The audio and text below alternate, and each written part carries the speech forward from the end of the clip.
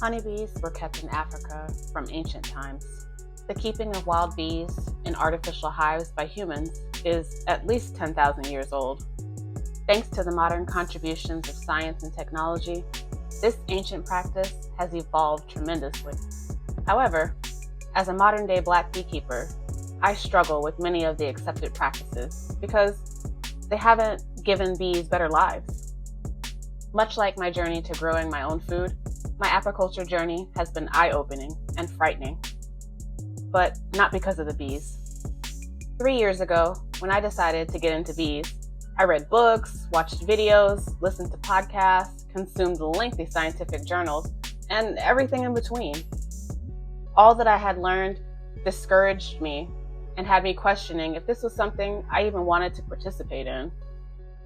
I couldn't imagine keeping bees as livestock to be supplemented with sugar water and bred for increased production. I refused to dump toxic chemicals, touted as organic, into my bee colonies to reduce and/or prevent pest pressure. I wouldn't use engineered practices that disrupt nature, threaten the bees, and reduce their quality of life. I rebuked the implicit colonizer mindset that without beekeepers, the bees couldn't survive.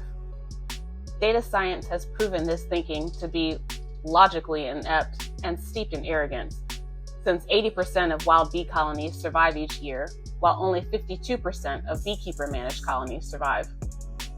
I'm also unwilling to perpetuate the industry standard of labeling so-called aggressive bees as Africanized, often even using those two terms interchangeably.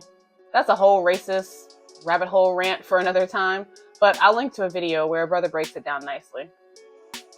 I want to keep bees in a way that nurtures their wild, bridges ancestral knowledge, and magnifies Mother Nature. My practice is rooted in my deep respect for nature and understanding that I need bees, but they don't need me. As a beekeeper, I aim to create an ecosystem where my bees thrive, primarily independently. I try to mimic their desired natural environment in my apiary and on my farm as much as possible. Wild beekeeping is what I call my beekeeping practice because none of the existing categories, treatment-free, natural, etc., appropriately describe what I do. What makes my practice different from the more common practice is 5 major things. 1, I do not chemically treat my bees for any pests, including chemicals that the government calls organic and says are safe, despite evidence suggesting otherwise, but their interest is protected with finely printed health disclaimers and fast talk. Instead, I focus on the long-term health and vitality of my bees, and I trust them to manage pests in their hive on their own. 2, I do not use any plasticware. This includes plastic hives, frames, or foundation. The only plastic I input into my hives currently are queen excluder screens because I haven't found a good non-plastic alternative yet. 3, I do not use foundations in my hives, plastic or wax form. I allow my bees to free form and build their honeycomb as they see fit. 4, I only intervene when absolutely necessary. I don't temperature control, feed, or water my bees. I manage the environment around my bees, not the bees themselves, so that they are then able to properly manage their own needs. And 5, I only do intentional hive inspections that are determined by the changing needs of the colonies as the seasons progress. I don't crack my hives open every few weeks just to see how they're doing. I rely on exterior hive observations to gauge the overall health and productivity of my hives.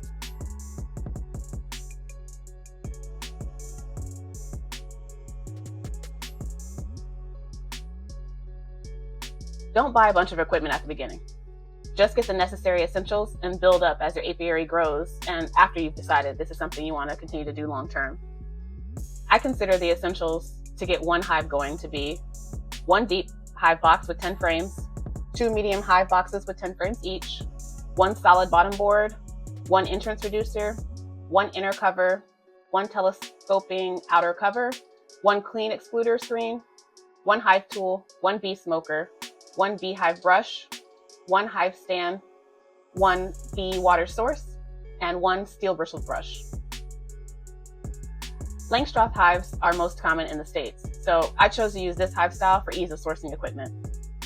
I only use natural wax-coated wooden hiveware to reduce toxins exposure for me and my bees. I buy my hiveware unassembled and put them together rather than spending even more money for pre-assembled hiveware. The hive boxes come with plastic foundations, but I never add them to my frames because I prefer plastic-free and foundationless frames for my bees. After assembling the hive boxes, I use a steel bristle brush to rough up the inside of my hive boxes to better enable the bees to create propolis on the inner walls as they naturally would inside of a tree cavity. Propolis has been proven to increase the colony's immunity and resistance to pathogens. Bees can find a local water source on their own, but I like to provide a designated water source for them on the farm to ensure they can maintain sufficient hydration, especially during the summer season. Water is essential for bees' longevity as well as their honey production. You will need more equipment in the future if you decide to continue beekeeping, but this will be plenty for your first year with one hive. Affiliate links for all of my recommended equipment can be found below in the description. I suggest wearing a white bee jacket with attached round-brimmed veil hat. That's because round veils give you full 360-degree peripheral visibility, and white is thought to reduce bee aggression. You'll also need a baseball hat. This helps to keep your bee veil in place so it doesn't keep sliding down on your forehead while you're working. A loose-fitting long-sleeve shirt underneath the bee jacket is an added layer of protection against stingers. You'll want to wear a pair of loose-fitting, light-colored denim jeans to protect the lower half of your body from bee stings. Boots or other closed-toed, hard material shoes that hit above your ankles is essential. You do not want to wear sneakers. These will not protect your feet or your ankles from bee stings. And you'll need elbow-length beekeeping gloves with elastic cuff to protect your hands and your forearms. My preference is to catch or buy wild bee swarms so that I have a higher probability of having healthier colonies with local adaptation and more natural genetics. It's difficult to find a place to purchase wild bees, but you may be able to connect with a local beekeeper who does swarm removals or a beekeeper that plans to split their hive to prevent swarming. Swarm availability is never guaranteed though. You can buy a bee colony, known as a nucleus or nuke, from a commercial beekeeper for approximately $200. Obviously, prices may vary depending on lots of factors. A nuke usually contains 4 to 5 built-out frames of comb with a laying queen bee, baby bees at all stages, stored food, and worker bees.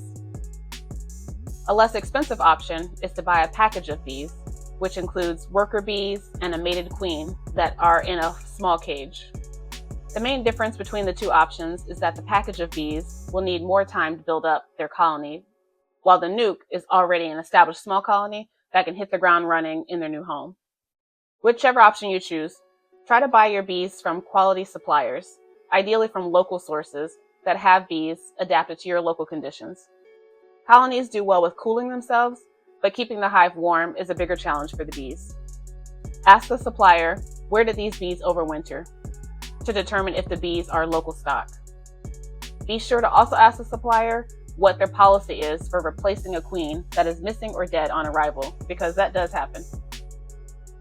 The bees you purchase will have been raised industrially, but you can introduce them to a more natural environment and hope that they're strong enough to detox and acclimate to a new way of life. You'll want to pre-order your bees in the winter, as early as December or January, because many suppliers sell out well before the spring season when most people start thinking about getting bees. You want to have your new bee setup in full swing by March. This way, that'll give your bees enough time to adjust to the new environment and build up sufficiently for winter. Here's the approximate cost breakdown for each item. All in, it'll cost you approximately $600 to get your first beehive set up. You can save money by wearing clothing you already have, sourcing items secondhand, and buying a bee package or catching a swarm. You'll want to choose a warm, dry location for your hive. Southern exposure at the hive entrance with part shade from above is ideal. Set the hive on a surface that is level from side to side, and positioning the hive with a slight tilt forward helps with water runoff at the entrance. When it rains, you want water to run out of the hive, not inside. Keep in mind that the bee's flight path will extend in a straight line out of the hive entrance. Think of the expression beeline.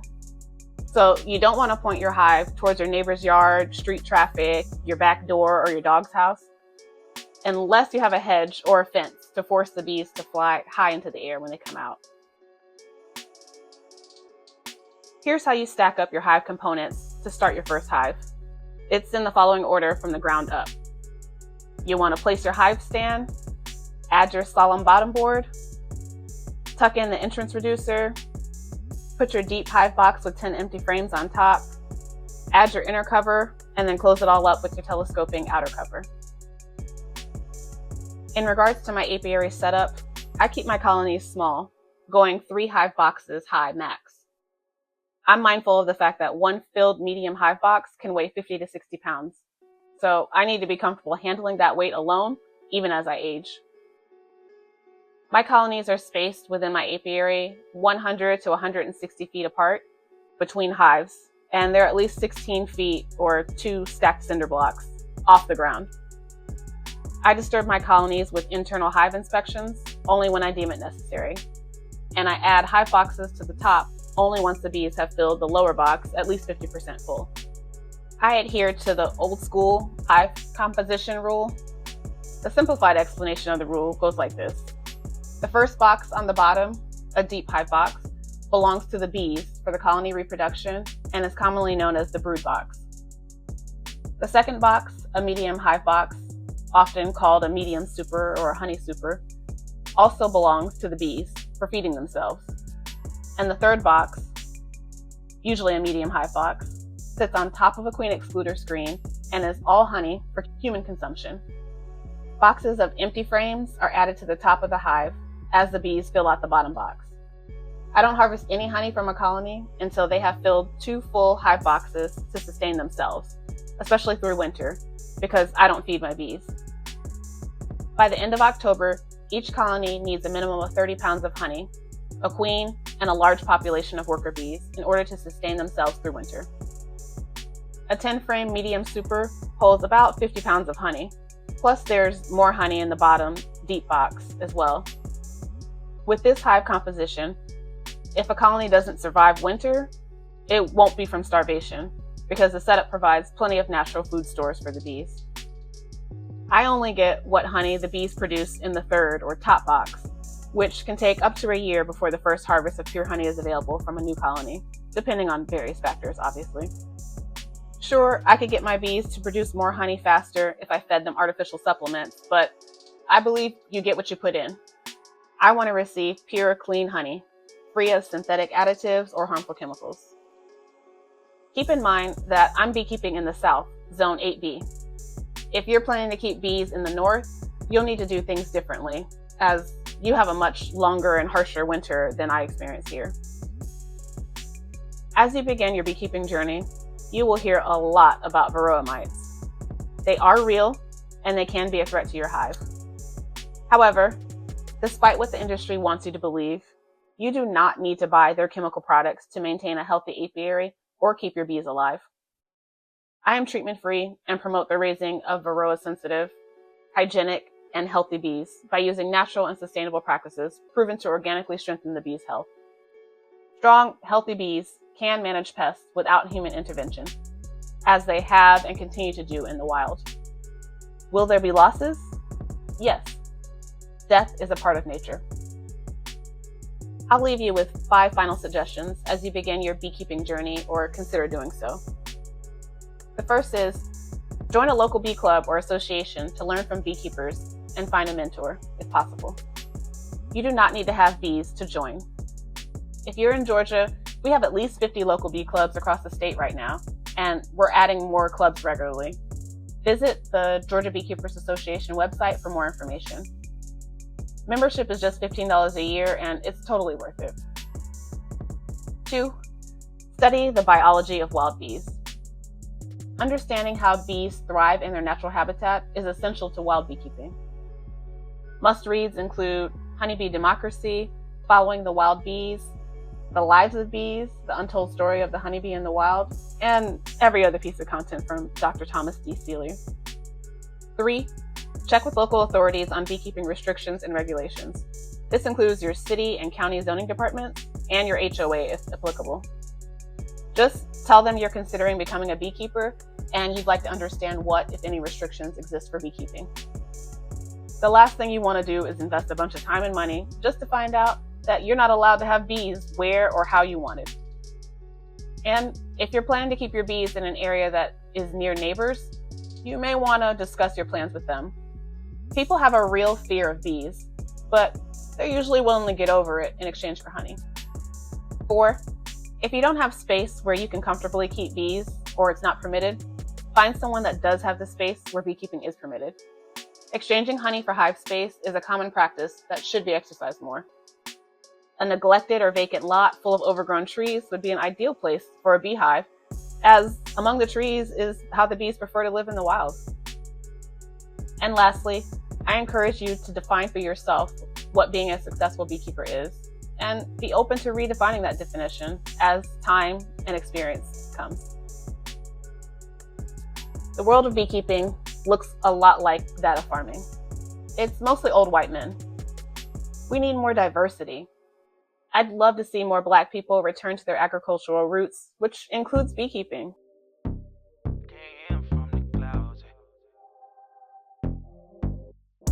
About $1 million, I keep it a trend, resilient, they energy off. My image is God reaching deep in the pot, I got features of people I lost. Yeah, R.I.P. on me, TT.